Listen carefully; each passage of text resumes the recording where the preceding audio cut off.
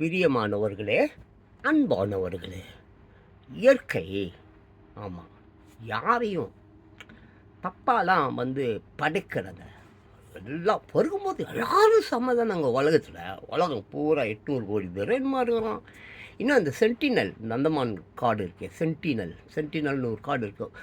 ஆமாம், நம்ம நவீன மக்கள் உள்ளே போனால் நம்ம அந்த வாட்டர் செட் அந்த சுவாசம் நம்மளுடைய அந்த இது அவங்க மேலே பட்டு செத்துருவாங்க. அந்த அதிமனிதர்கள் நம்ம முன்னோர்கள், நம்ம தகப்பன், நம்ம தாயின்னு தான் சொல்லணும். நாங்கள் அப்படி தான் சொல்வேன், நீ எப்படியா சொல்லிட்டு போ.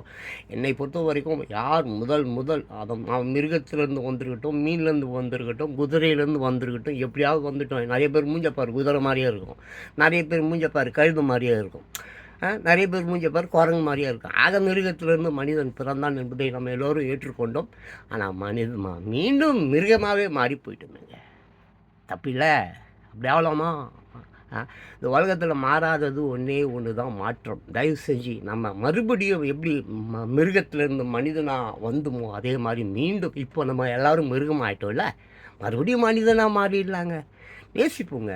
எல்லோரும் வல்லவரே, எல்லோருக்கும் எல்லா வகையான திறமைகளும் இருக்குது. யாரும் எவனும் உயர்ந்தவனும் இல்லை, தாழ்ந்தவனும் இல்லை, படித்தவனும் இல்லை. அரசன் ஆண்டி எல்லாம் சோத்துக்கு தாங்க வாழறோம்.